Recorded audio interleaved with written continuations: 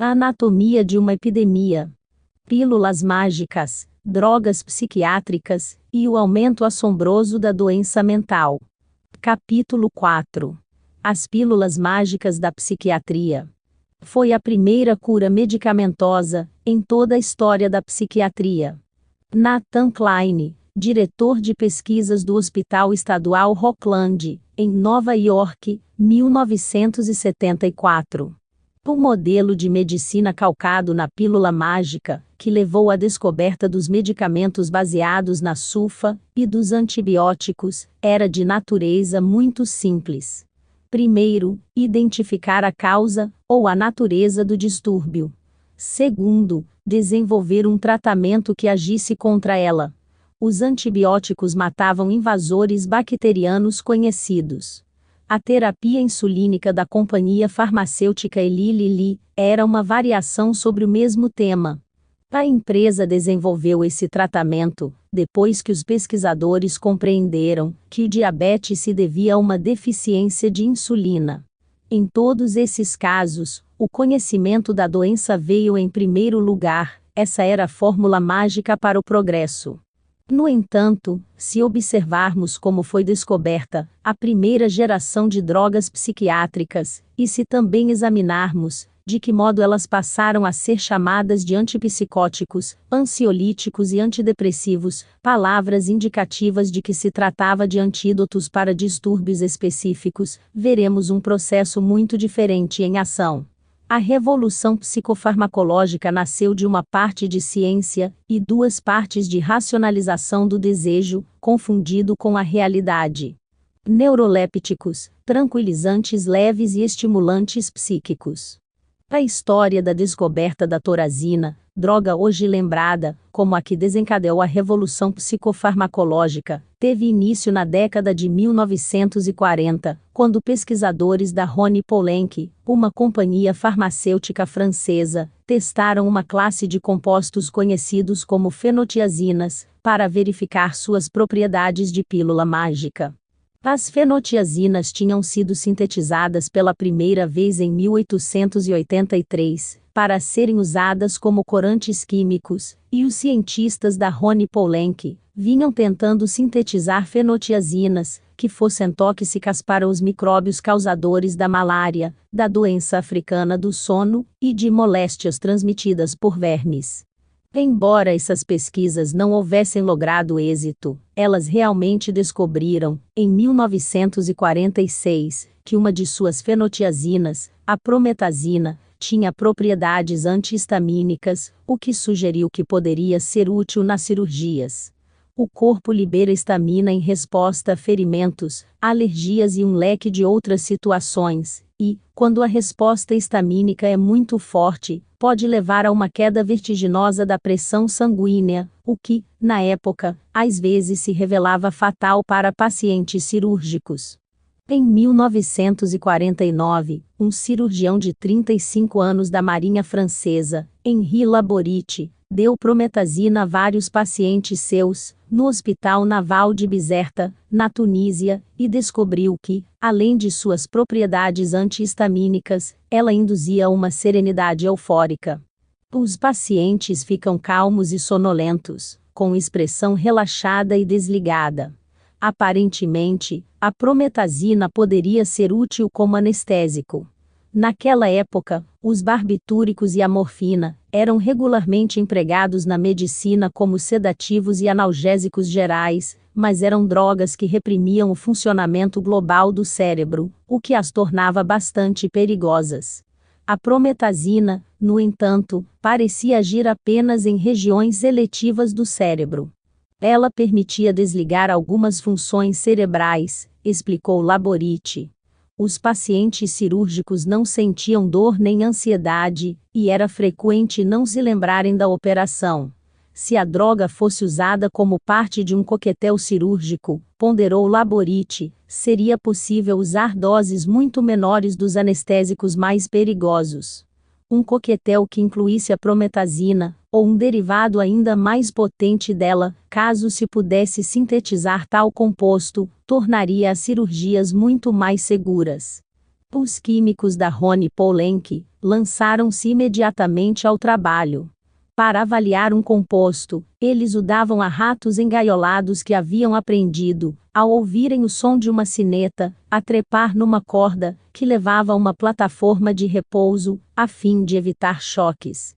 O piso das gaiolas era eletrificado. Os experimentadores souberam ter encontrado um sucessor da prometazina, quando injetaram o composto 4560 RP nos ratos, e estes ficaram não só fisicamente incapazes de subir na corda, mas também emocionalmente desinteressados de fazê-lo. Essa nova droga, a clorpromazina, parecia desligar as regiões cerebrais, que controlavam a atividade motora e o aumento das respostas afetivas, mas o fazia sem levar os ratos a perderem a consciência. Laborit testou a clorpromazina em pacientes cirúrgicos, como parte de um coquetel de medicamentos, em junho de 1951.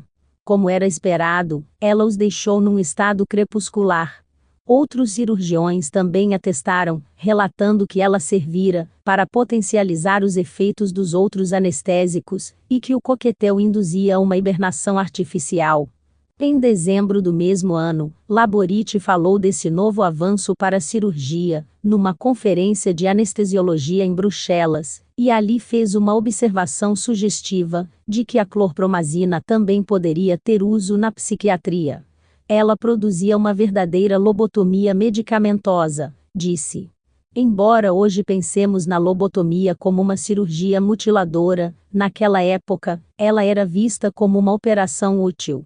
Fazia apenas 2 anos que o Prêmio Nobel de Medicina havia sido conferido ao neurologista português Egas Moniz, que a tinha inventado. A imprensa, em seus momentos mais empolgados, chegara até a enaltecer a lobotomia como uma operação que, de forma habilidosa, extirpava a loucura da mente. Contudo, o que essa cirurgia fazia de maneira mais confiável, como era bem entendido pelos que a realizavam, era modificar profundamente as pessoas.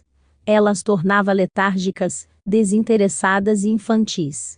Isso era visto pelos que a promoviam, como uma melhora em relação ao que os pacientes tinham sido até então, ansiosos, agitados e cheios de ideias psicóticas, e agora, a se acreditar em Laborit, havia sido descoberta uma pílula capaz de transformar os pacientes de maneira similar. Na primavera de 1952, 2 eminentes psiquiatras franceses, Jean Delay e Pierre Deniker, começaram a administrar a clorpromazina a pacientes psicóticos no Hospital Saint-Anne, em Paris, e o uso dessa droga logo se espalhou pelos manicômios da Europa inteira. Em toda parte, as informações eram as mesmas. As enfermarias dos hospitais ficavam mais calmas, os pacientes, mais fáceis de manejar. Numa série de artigos publicados em 1952, Delay e Deniker descreveram a síndrome psíquica induzida pela clorpromazina. Sentado ou deitado, o paciente permanece imóvel na cama, a miúde pálido e com as pálpebras abaixadas. Mantém-se em silêncio na maior parte do tempo. Quando interrogado, responde após uma pequena demora, devagar, em tom monótono e indiferente, expressando-se em poucas palavras, e emudecendo depressa. Sem exceção, a resposta costuma ser válida e pertinente, o que mostra que o sujeito é capaz de atenção e reflexão. No entanto, raras vezes, toma a iniciativa de formular alguma pergunta. Não expressa preocupações, desejos, nem preferências. Em geral, tem consciência da melhora trazida pelo tratamento, mas não manifesta euforia. A aparente indiferença ou a demora na reação aos estímulos externos, a neutralidade emocional e afetiva, a redução da iniciativa e da preocupação, sem alteração da percepção consciente ou das faculdades intelectuais, constituem a síndrome psíquica decorrente do tratamento. Os psiquiatras norte-americanos chamaram a clorpromazina, que era comercializada nos Estados Unidos, como Thorazine, de tranquilizante potente. Na França, Delay e Deniker cunharam um termo científico mais preciso: a nova droga era um neuroléptico, o que significava que ela se apoderava do sistema nervoso. A clorpromazina, concluíram os dois, induzia déficits semelhantes aos que se viam nos pacientes com encefalite letárgica. Com efeito, escreveu Deniker, seria possível causar uma verdadeira epidemia de encefalite com as novas drogas. Os sintomas evoluíram da sonolência reversível para todos os tipos de discinesia e hipercinesia, e, por fim, para o parkinsonismo. Médicos dos Estados Unidos compreenderam, similarmente, que essa nova droga não curava nenhuma patologia conhecida. Temos de lembrar que não estamos tratando de doenças com essa droga, disse o psiquiatra E.H. Parsons, num congresso sobre a clorpromazina, realizado em Filadélfia em 1955. Estamos usando um agente neurofarmacológico para produzir um efeito específico. Ao mesmo tempo que a companhia Rony Poulenc testava fenotiazinas para investigar suas possíveis propriedades de pílula mágica contra a malária, Frank Berger, um químico nascido na Tchecoslováquia, fazia pesquisas um tanto similares em Londres, e em 1955, seu trabalho levou à introdução dos tranquilizantes leves no mercado. Durante a guerra, Berger foi um dos cientistas da Grã-Bretanha que ajudaram a desenvolver métodos para a produção medicinal de quantidades úteis de penicilina. Mas a penicilina só era eficaz contra bactérias gram-positivas, micróbios que assumiam uma coloração desenvolvida pelo cientista dinamarquês Hans Christian Gram, e, uma vez terminada a guerra, Berger procurou encontrar uma pílula mágica que pudesse matar micróbios gram-negativos, os que causavam uma multiplicidade de doenças respiratórias, urinárias e gastrointestinais incômodas. Na época, havia um desinfetante comercial vendido na Grã-Bretanha, chamado fenoxetol, que era anunciado como eficaz no combate às bactérias gram-negativas do ambiente, e Berger, que trabalhava na British Drug Houses Limitada, fez umas experiências com o ingrediente ativo desse produto, um éter fenilglicerol, no esforço de produzir uma substância com efeitos antibacterianos superiores. Quando um composto chamado mefenezina revelou-se promissor, Berger o deu a ratos para testar sua toxicidade. O composto, para minha grande surpresa, produziu uma paralisia flácida reversível nos músculos esqueléticos voluntários, diferente de tudo que eu já tinha visto, escreveu o cientista. Berger havia tropeçado num poderoso relaxante muscular. Isso já era bem curioso, porém ainda mais surpreendente, foi que os ratos paralisados pela droga não davam qualquer sinal de estarem estressados com sua nova situação. Berger deitava os animais de costas, e eles não conseguiam se endireitar, mas seu ritmo cardíaco era regular, e não havia sinais sugestivos de envolvimento do sistema nervoso autônomo. Os ratos permaneciam parados e tranquilos, e o cientista constatou que, mesmo quando lhes administrava doses baixas desse admirável novo composto, doses pequenas demais para causar paralisia muscular, os animais exibiam essa curiosa tranquilidade. Berger percebeu que uma droga dessa natureza teria possibilidades comerciais como agente atenuador da ansiedade, em seres humanos.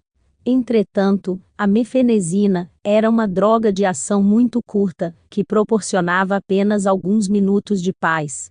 Em 1947, Berger mudou-se para os Estados Unidos, e foi trabalhar na Wallace Laboratories, em Nova Jersey, onde sintetizou um composto, o meprobamato, que durava 8 vezes mais no corpo do que a mefenezina. Ao dá-lo a animais, Berger descobriu que a droga também tinha poderosos efeitos de domesticação. Depois de receberem meprobamato, os macacos perderam sua indocilidade e se tornaram mais fáceis de manejar, escreveu. A Wallace Laboratories introduziu o meprobamato no mercado em 1955, vendendo sob o nome de Miltown. Outras empresas farmacêuticas se alvoroçaram para desenvolver drogas concorrentes e, ao fazê-lo, procuraram compostos que tornassem os animais menos agressivos e os insensibilizassem à dor. Na Hoffmann-La Roche, o químico Lewis Sternbach identificou o clordiazepóxido como dotado de um efeito tranquilizador potente e singular, depois de administrá-lo a ratos, que eram comumente instigados à luta pela aplicação de choques elétricos nas patas. Mesmo com uma dose baixa da droga, os ratos continuavam não combativos ao levarem choques. Esse composto também revelou ter efeitos domesticadores potentes em animais de maior porte, transformava tigres e leões em gatinhos. A prova final dos méritos do clordiazepóxido envolveu outro teste com choque elétrico. Ratos famintos foram treinados a pressionar uma alavanca para obter comida e, depois, ensinados a saber que se pressionassem quando havia uma luz acesa na gaiola, levariam um choque. Embora eles aprendessem rapidamente a não pressionar a alavanca enquanto a luz estava acesa, mesmo assim exibiam sinais de extrema tensão, defecação, etc., toda vez que ela acendia na gaiola. Mas, e quando recebiam uma dose de clordiazepóxido? A luz acendia e eles não se importavam minimamente. Sua ansiedade desaparecia, e eles chegavam até a pressionar a alavanca para arranjar alguma comida, despreocupados com o choque que viria. A Hoffmann-La Roche introduziu o clordiazepóxido no mercado em 1960, vendendo como Librium. Por razões óbvias, o público recebeu poucas informações sobre os testes com animais, que tinham dado origem aos tranquilizantes leves. Todavia, um artigo publicado na Science Newsletter foi a exceção à regra, e o repórter que o escreveu situou os experimentos com animais num quadro de referência humano. Se você tomasse um tranquilizante leve, explicou, isto significa que ainda poderia sentir medo ao ver um carro acelerar na sua direção, mas o medo não o faria correr. Agora a psiquiatria dispunha de uma nova droga, para acalmar os pacientes internados, e de uma segunda droga para diminuir a ansiedade, sendo que esta última podia ser comercializada para a população em geral. Depois, na primavera de 1957, ela ganhou um medicamento para pacientes deprimidos, a iproniazida, comercializada como Marsilide. Essa droga, que foi rotulada de energizante psíquico, originava-se numa fonte de poética pertinência. Combustível para foguetes. Quase no fim da Segunda Guerra Mundial, quando a Alemanha enfrentava uma escassez do oxigênio líquido e do etanol que usava para propelir seus foguetes V2, seus cientistas desenvolveram um novo composto, a hidrazina, para servir de combustível substituto. Terminada a guerra, empresas de produtos químicos dos países aliados precipitaram-se para obter amostras do composto, pois suas divisões farmacêuticas estavam ansiosas para ver se suas propriedades tóxicas poderiam ser exploradas para criar pílulas mágicas. Em 1951, os químicos da Hoffmann-La Roche criaram dois compostos de hidrazina, a isoniazida e a iproniazida, que se revelaram eficazes contra o bacilo causador da tuberculose. Os novos medicamentos foram prontamente postos em uso em vários sanatórios para tuberculosos e, em pouco tempo, surgiram relatos de que pareciam energizar os pacientes. No Hospital Seavieu, em Staten Island, conforme reportagem da revista Time, os pacientes que haviam tomado os medicamentos dançaram nas enfermarias, para deleite dos fotojornalistas. A visão de pacientes tuberculosos dançando sugeriu que essas drogas poderiam ser úteis na psiquiatria, como tratamento da depressão. Por várias razões, considerou-se que a iproniazida era a que tinha maior potencial, mas nos primeiros testes, não julgaram essa droga particularmente eficaz para levantar o ânimo, e houve relatos de que era capaz de provocar mania. Os pacientes tuberculosos tratados com iproniazida também vinham apresentando tantos efeitos colaterais, tonteira, constipação, dificuldade para urinar, neurite, sensações irritantes na pele, confusão e psicose, que seu uso teve de ser limitado nos sanatórios. Entretanto, na primavera de 1957, Nathan Kline, um psiquiatra do Hospital Estadual Rockland, em Orangeburg, no estado de Nova York, reabilitou a iproniazida ao relatar que, quando os pacientes deprimidos eram tratados com o medicamento por tempo suficiente, durante pelo menos 5 semanas, ele surtia efeito. 14 dos 16 pacientes tratados por ele com iproniazida haviam melhorado, e alguns tiveram remissão completa de todos os sintomas. Em 7 de abril de 1957, o New York Times resumiu a estranha jornada da iproniazida. Um efeito colateral de um medicamento contra a tuberculose pode ter aberto o caminho para a terapia química dos inatingíveis pacientes que sofrem de depressão aguda. Os responsáveis por seu desenvolvimento o chamam de estimulante, em contraste com os tranquilizantes. Foram essas as drogas que desencadearam a revolução psicofarmacológica. No curto espaço de 3 anos, 1954 a 1957, a psiquiatria ganhou novos medicamentos para acalmar os pacientes agitados e maníacos nos manicômios, para a ansiedade e para a depressão.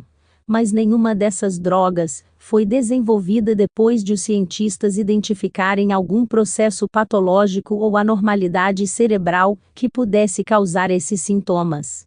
Elas provieram das pesquisas pós-Segunda Guerra Mundial, para encontrar pílulas mágicas contra doenças infecciosas, quando os pesquisadores, durante esse processo, tropeçaram em compostos que afetavam o sistema nervoso central, de maneiras desconhecidas.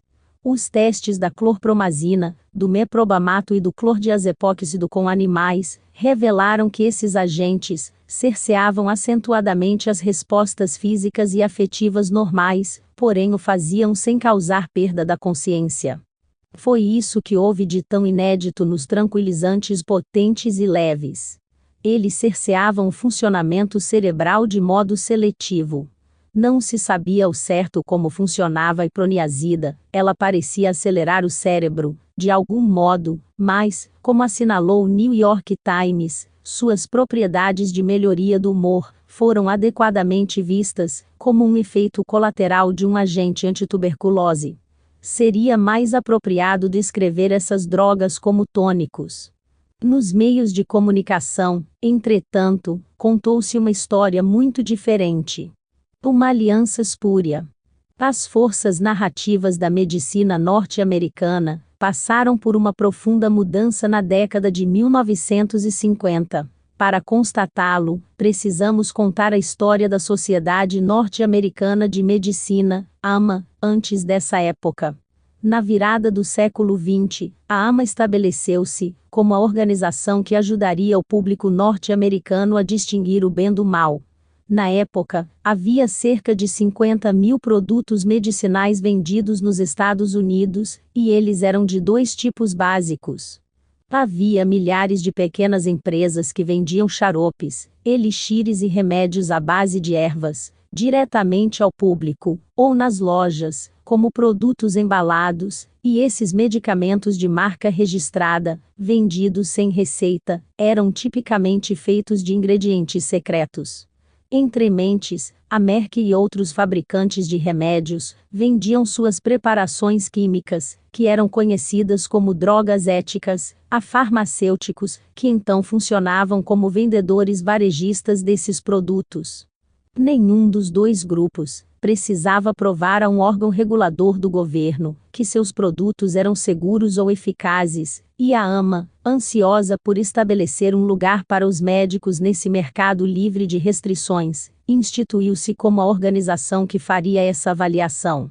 Criou um departamento de propaganda para investigar os remédios vendidos sem receita, assim protegendo os norte-americanos da charlatanice, e criou um conselho de farmácia e química para conduzir testes químicos das drogas éticas.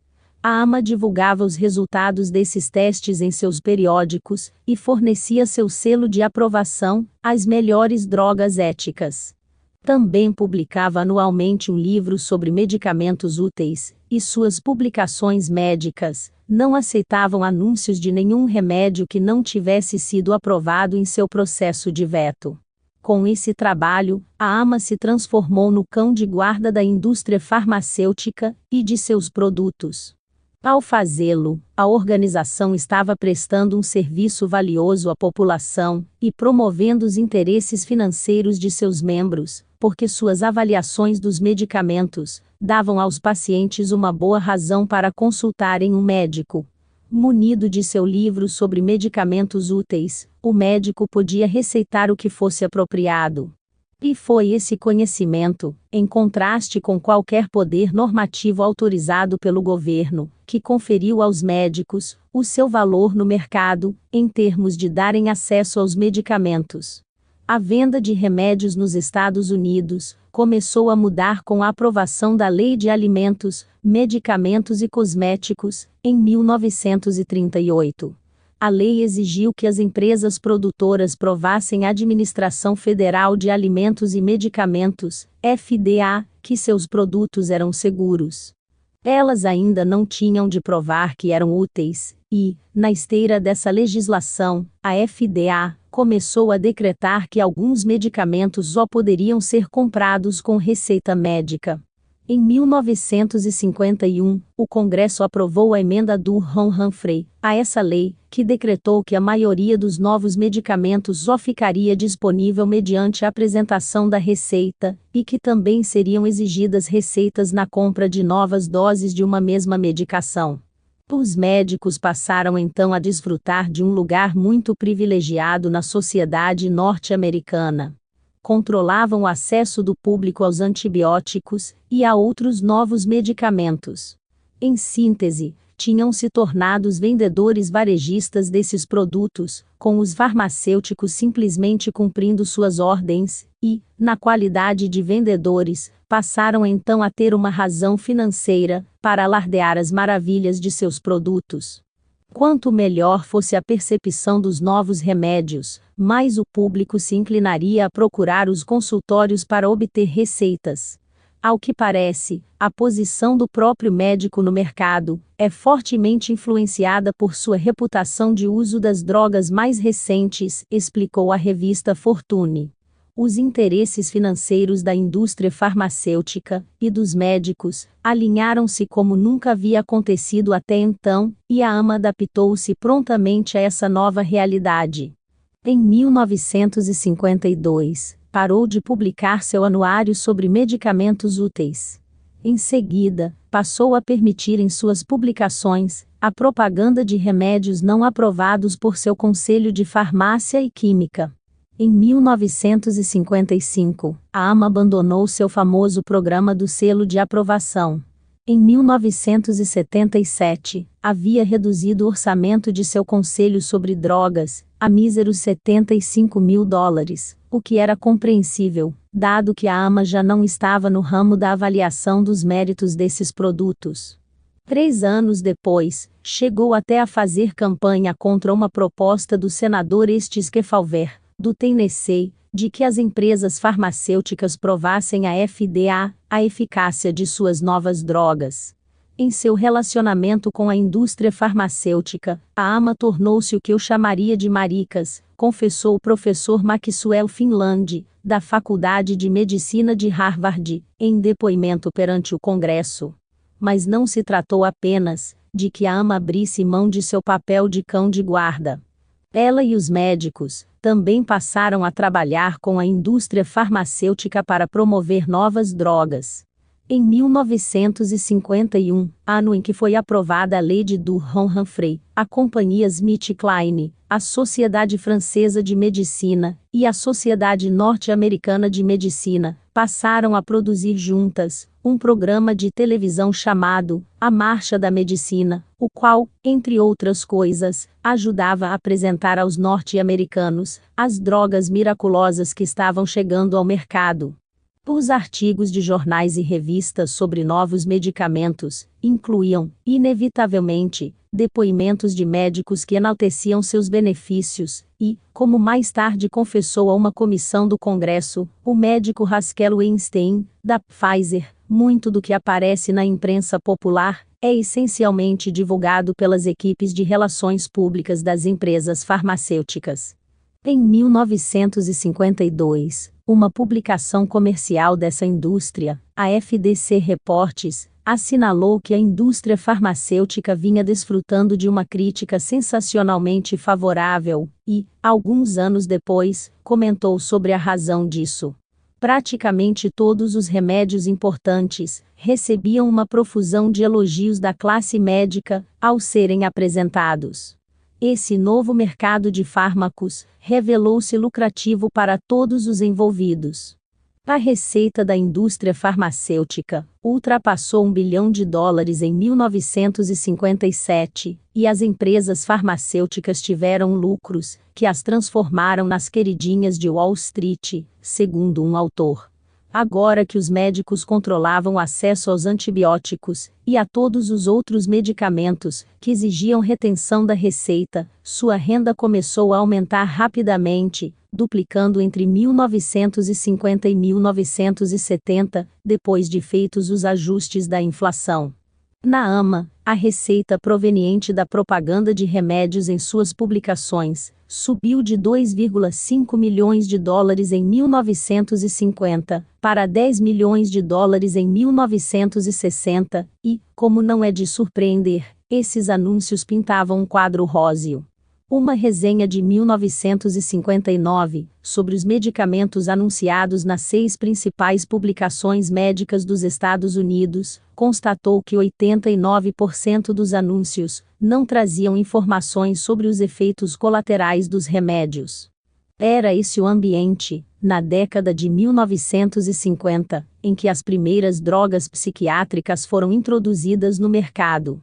O público estava ansioso por saber dos remédios milagrosos, e era exatamente essa história que a indústria farmacêutica e os médicos do país estavam ansiosos por contar. Pílulas milagrosas. A SmithKline Frente, que obteve uma licença da Rony Poulenc para vender a clorpromazina nos Estados Unidos, obteve aprovação da FDA para o Thorazine, em 26 de março de 1954. Dias depois, a companhia usou seu programa, a Marcha da Medicina, para lançar o produto. Embora SmithKline Frente tivesse gastado apenas $350 mil no desenvolvimento do Thorazine, e o houvesse administrado a menos de 150 pacientes psiquiátricos, antes de submeter o pedido de aprovação à FDA, o presidente da empresa, Francis Boyer, disse aos telespectadores que aquele era um produto que havia passado pelos mais rigorosos testes imagináveis. Foi administrado a bem mais de 5.000 animais, e se revelou ativo e seguro para administração em seres humanos, afirmou.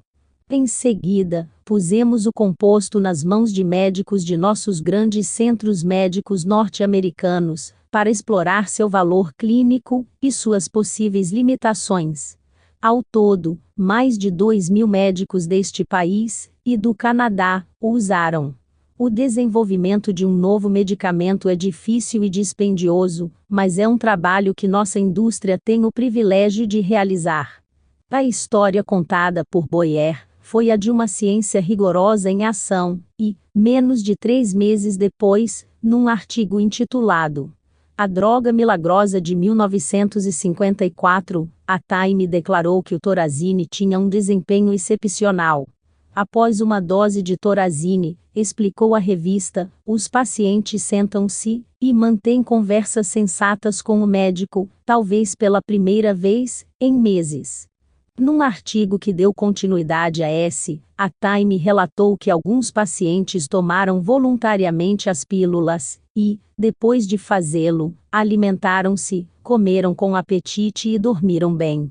O Thorazine, concluiu a revista, era tão importante quanto as sulfas bactericidas descobertas na década de 1930. Tratava-se de uma referência a uma solução mágica, que era impossível deixar escapar, e outros jornais e revistas fizeram eco a esse tema. Graças à clorpromazina, explicou o US News and World Report, pacientes antes intratáveis transformaram-se, em questão de semanas ou meses, em seres humanos sadios e racionais. O New York Times, numa série de reportagens em 1954 e 1955, chamou o Thorazine de pílula milagrosa, que levara a paz de espírito e a liberdade da confusão a pacientes psiquiátricos. O Thorazine, concordaram jornais e revistas, havia introduzido uma nova era da psiquiatria. Com essas histórias contadas sobre o Thorazine, não era de admirar que o público ficasse babando quando, na primavera de 1955, o Miltown foi introduzido no mercado. Esse medicamento, relatou a revista Time, era para neuróticos ambulatoriais, não para psicóticos internados, e, de acordo com o que diziam os psiquiatras aos repórteres dos jornais e revistas, tinha propriedades incríveis. A ansiedade e as preocupações fugiam tão depressa, explicou a Shanjing Times, que o remédio podia ser considerado a pílula da felicidade. A Reader's Digest assemelhou a um banho turco em forma de comprimido. O remédio, explicou a Consumer Reports, não amortece nem embota os sentidos, além de não criar hábito. Relaxa os músculos, acalma a mente, e dá às pessoas uma nova capacidade de aproveitar a vida. Tamanha foi a corrida popular para conseguir o novo medicamento que a Wallace Laboratories e a Carter Products, que vendiam juntas o meprobamato, tiveram que fazer um grande esforço para atender a demanda. As farmácias que tinham a sorte de possuí-lo em estoque, exibiam cartazes que gritavam: "Sim, nós temos Miltown." O comediante Milton Berle disse gostar tanto do remédio, que talvez trocasse seu prenome por Miltown. A Wallace Laboratories contratou Salvador Dalí para ajudar a atiçar a febre do Miltown, pagando $35 mil ao grande pintor, para criar uma instalação numa convenção da AMA, com a intenção de captar a magia dessa nova droga. Os participantes entravam num túnel escuro e gerador de claustrofobia, que representava o interior de uma lagarta. Seria essa sensação da ansiedade, e ao emergirem de novo na luz, deparavam com uma dourada borboleta da tranquilidade, metamorfose que se devia ao meprobamato. Ao Nirvana com Miltown, foi como a revista Time descreveu a instalação de Dalí. Houve uma ligeira nota de hesitação surgida em matérias de jornais e revistas durante a introdução do Thorazine e do Miltown. Na década de 1950, muitos psiquiatras das melhores faculdades de medicina norte-americanas eram freudianos que acreditavam que os distúrbios mentais eram causados por conflitos psicológicos, e sua influência levou a Smith, Klein and French, em sua promoção inicial do Thorazine, a alertar os repórteres para o fato de que não existe a ideia de que a clorpromazina seja a cura da doença mental, mas ela pode ter enorme valor se relaxar os pacientes e os tornar acessíveis ao tratamento. Tanto o Thorazine quanto o Miltown, explicou o New York Times, deviam ser considerados adjuvantes da psicoterapia, não a cura. O Thorazine foi chamado de tranquilizante potente, e o Miltown, de tranquilizante leve, e, quando a Hoffmann La Roche introduziu a iproniazida no mercado, ela foi descrita como estimulante psíquico. Esses remédios, embora talvez fossem notáveis em sua natureza, não eram antibióticos para a mente. Como observou a revista Life, num artigo de 1956, intitulado "A busca apenas começou", a psiquiatria ainda estava nos estágios iniciais de sua revolução, pois as bactérias dos distúrbios mentais ainda estavam por ser descobertas. Contudo, em curtíssimo prazo, até esse toque de cautela foi posto de lado.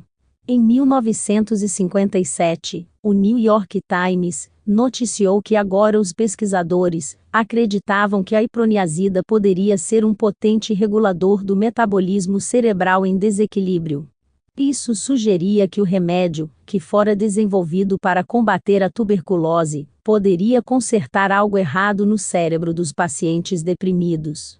Uma segunda droga para esses pacientes, a imipramina, chegou ao mercado nessa época, e, em 1959, o New York Times referiu-se aos dois pela primeira vez como antidepressivos.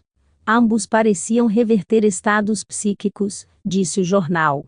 Essas drogas estavam ganhando um novo status, e, finalmente, o psiquiatra Harold Inwish, num artigo de 1958 na revista Science, explicou que elas podiam ser comparadas ao advento da insulina, que neutraliza os sintomas do diabetes. Os antidepressivos consertavam alguma coisa errada no cérebro, e, quando introduziu o Librium no mercado, em 1960, a Hoffmann-La Roche retomou essa mensagem curativa. Seu novo remédio não era apenas mais um tranquilizante, porém, o sucessor de todo esse grupo. O Librium é o maior passo dado até hoje em direção ao alívio puro da ansiedade, em contraste com a sedação central ou a ação hipnótica. A Merck fez o mesmo, comercializando seu Suavitil como um normalizador do humor. O Suavitil oferece um tipo novo e específico de tratamento neuroquímico para o paciente incapacitado pela ansiedade, tensão, depressão ou manifestações obsessivo-compulsivas. O último passo nessa recauchutagem da imagem das drogas psiquiátricas veio em 1963. O Instituto Nacional de Saúde Mental, NIMH, havia conduzido um teste de 6 semanas com o Thorazine e outros neurolépticos, e quando ficou demonstrado que essas drogas eram mais eficazes que um placebo para acabar com os sintomas psicóticos, os pesquisadores concluíram que elas deviam ser vistas como anti-esquizofrênicos, em sentido lato. De fato, é questionável se convém conservar o termo tranquilizante. Com esse pronunciamento do NIMH, a transformação das drogas psiquiátricas estava basicamente concluída. No começo, o Thorazine e outros neurolépticos tinham sido vistos como agentes que deixavam os pacientes mais sossegados e emocionalmente indiferentes. Nesse momento, transformaram-se em medicamentos antipsicóticos. Relaxantes musculares que tinham sido desenvolvidos para uso na psiquiatria, por suas propriedades domesticadoras, passaram a ser normalizadores do humor. Os estimulantes psíquicos viraram antidepressivos. Todas essas drogas pareciam ser antídotos para distúrbios específicos, e, nesse sentido, mereciam ser comparadas aos antibióticos. Eram agentes que combatiam doenças, e não meros tônicos. A única coisa que faltava nessa história da medicina das pílulas mágicas era a compreensão da biologia das doenças mentais, mas, reconcebidas as drogas dessa maneira, quando os pesquisadores chegaram a entender de que modo elas afetavam o cérebro, elaboraram duas hipóteses que, pelo menos em tese, preenchiam essa lacuna. As substâncias químicas do cérebro. No início da década de 1950, havia um debate contínuo entre os neurologistas sobre o modo como os sinais atravessavam as minúsculas sinapses que separavam os neurônios no cérebro. A visão predominante era que a transmissão dos sinais era de natureza elétrica, mas outros defendiam a transmissão química, num debate que o historiador Elliot Wallenstein, em seu livro Culpando o Cérebro, caracterizou como a guerra entre as faíscas e as sopas. Todavia, em meados dos anos 1950, os pesquisadores haviam isolado alguns possíveis mensageiros químicos no cérebro de ratos e outros mamíferos, inclusive a acetilcolina, a serotonina, a norepinefrina e a dopamina, e o modelo da sopa não tardou a prevalecer. De posse dessa compreensão, um investigador do NIMH, Bernard Brody, plantou a semente intelectual que viria a evoluir para a teoria segundo a qual a depressão se devia a um desequilíbrio químico no cérebro. Em 1955, em experimentos com coelhos, Brody relatou que a reserpina, uma erva medicinal usada na Índia para acalmar pacientes psicóticos, reduzia os níveis cerebrais da serotonina. Também deixava os animais letárgicos e apáticos. Arvid Carlsson, um farmacologista sueco que havia trabalhado durante algum tempo no laboratório de Brody, não tardou a comunicar que a reserpina também reduzia os níveis cerebrais da norepinefrina e da dopamina, conjuntamente conhecidas como catecolaminas. Assim, uma droga que reduzia a serotonina, a norepinefrina e a dopamina no cérebro, parecia deixar os animais deprimidos. Mas os investigadores descobriram que se os animais fossem previamente tratados com iproniazida ou imipramina, antes de receberem a reserpina, não ficavam letárgicos nem apáticos. Aparentemente, de um modo ou de outro, os dois antidepressivos bloqueavam a habitual redução da serotonina e das catecolaminas pela reserpina. Durante os anos 1960, cientistas do NIHM e de outras instituições descobriram como funcionavam a iproniazida e a imipramina. A transmissão de sinais do neurônio pré-sináptico para o pós-sináptico precisa ser veloz e aguda como um raio, e, para que o sinal seja concluído, o mensageiro químico tem que ser retirado da sinapse. Isso pode se dar de duas maneiras. Ou a substância química é metabolizada por uma enzima e despachada como um resíduo, ou reflui para o neurônio pré-sináptico. Os pesquisadores descobriram que a iproniazida atrapalha o primeiro processo.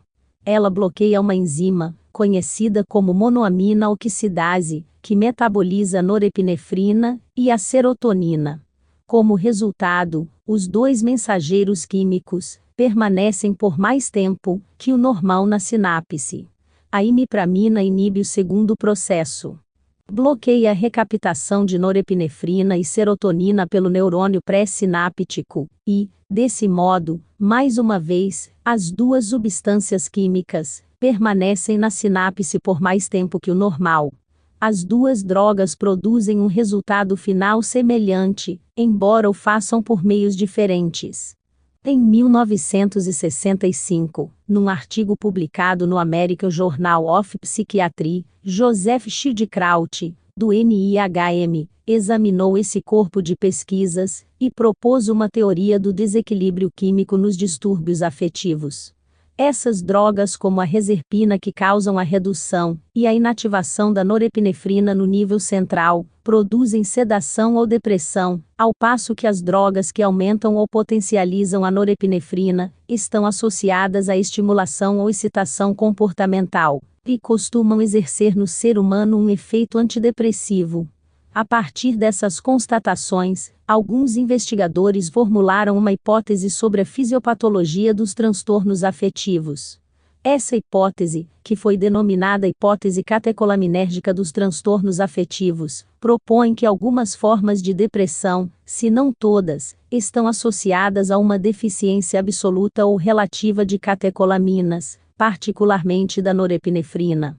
Embora essa hipótese tenha limitações óbvias, nas palavras de Schildkraut, ela foi, citando, uma supersimplificação reducionista de um estado biológico muito complexo, estava erigida a primeira pilastra da construção da doutrina, hoje conhecida como psiquiatria biológica.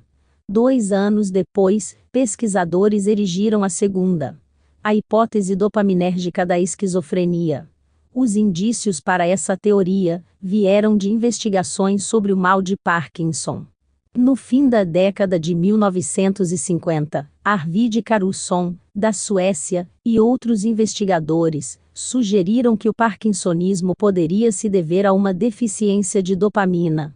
Para testar essa possibilidade, o neurofarmacologista vienense, Ole Ornikiewicz, aplicou iodo no cérebro de um homem que havia morrido dessa doença, uma vez que essa substância dá à dopamina uma coloração rosada.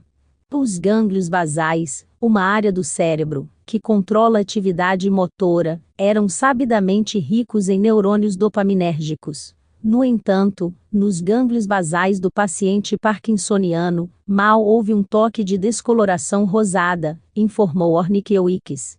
Pesquisadores psiquiátricos compreenderam imediatamente a possível relevância disso para a esquizofrenia. O torazine e outros neurolépticos induziam regularmente sintomas parkinsonianos, os mesmos tremores e tiques, e o andar mais lento.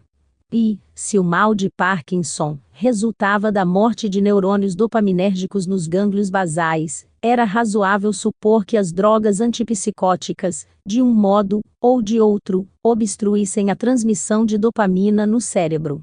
A morte de neurônios dopaminérgicos e o bloqueio da transmissão da dopamina produziriam uma disfunção dopaminérgica nos gânglios basais. Carlson não tardou a relatar que o Thorazine e os outros medicamentos usados na esquizofrenia faziam exatamente isso. Mas essa era uma descoberta que falava sobre drogas que desligavam certas regiões cerebrais. Não normalizavam o funcionamento do cérebro. Criavam uma patologia profunda. Ao mesmo tempo, entretanto, os pesquisadores informaram que as anfetaminas, drogas que sabidamente desencadeavam alucinações e delírios paranoicos, elevavam a atividade dopaminérgica no cérebro. Assim, deu-se a impressão de que a psicose seria causada pelo excesso de atividade dopaminérgica, a qual os neurolépticos cerceariam, com isso, reequilibrando essa atividade. Se assim fosse, seria possível dizer que essas drogas eram de natureza antipsicótica, e, em 1967, o cientista holandês Jacques van Rossum formulou explicitamente a hipótese dopaminérgica da esquizofrenia. Quando a hipótese do bloqueio dopaminérgico por agentes neurolépticos puder ser mais consubstanciada, talvez tenha enormes consequências para a patofisiologia da esquizofrenia. A hiperestimulação dos receptores dopaminérgicos poderia então fazer parte da etiologia da doença. A realização das expectativas. A revolução na assistência em saúde mental, que o Congresso havia esperado ao criar o Instituto Nacional de Saúde Mental, 20 anos antes, estava, ou parecia estar, concluída.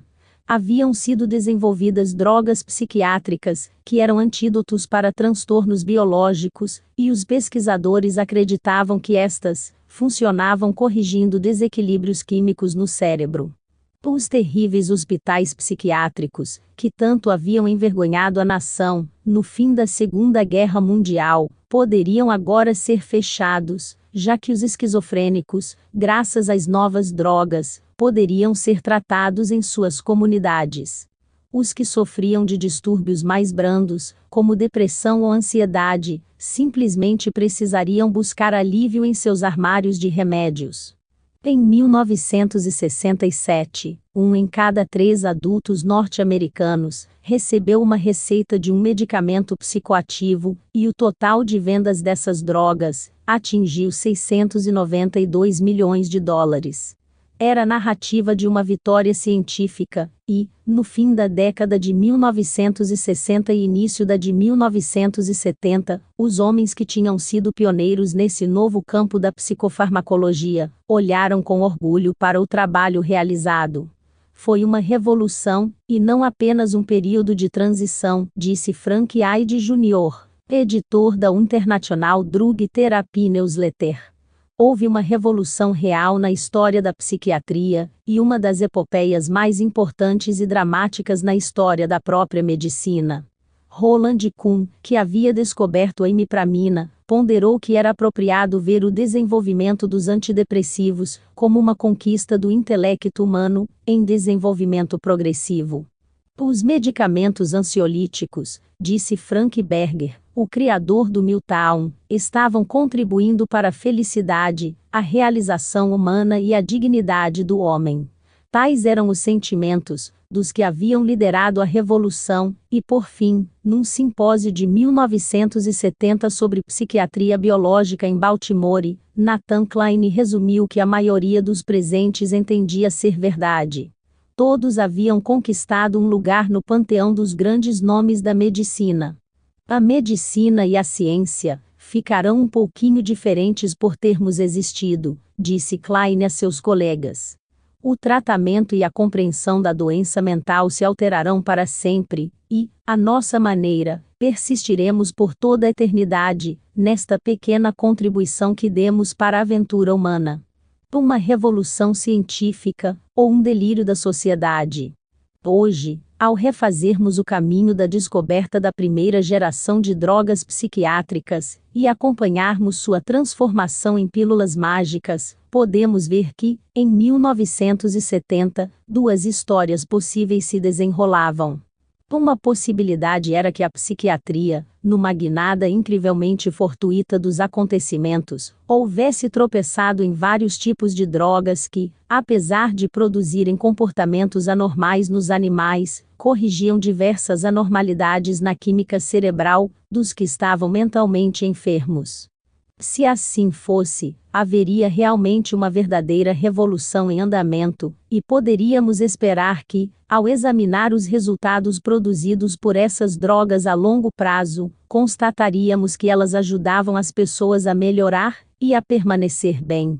A outra possibilidade era que a psiquiatria, ansiosa por ter suas próprias pílulas mágicas, e por ocupar seu lugar na corrente dominante da medicina, houvesse transformado as drogas em algo que elas não eram. Essas drogas da primeira geração seriam simples agentes que perturbavam de algum modo o funcionamento normal do cérebro, que era o que haviam mostrado as pesquisas com animais, e, se assim fosse, seria lógico que os resultados produzidos pelas drogas a longo prazo viessem a ser problemáticos. Havia duas histórias possíveis em andamento, e, nas décadas de 1970 e 1980, os pesquisadores examinaram a questão crucial. As pessoas diagnosticadas com depressão e esquizofrenia sofrem de um desequilíbrio químico passível de ser corrigido pela medicação. Será que as novas drogas eram realmente antídotos para algo quimicamente errado no cérebro?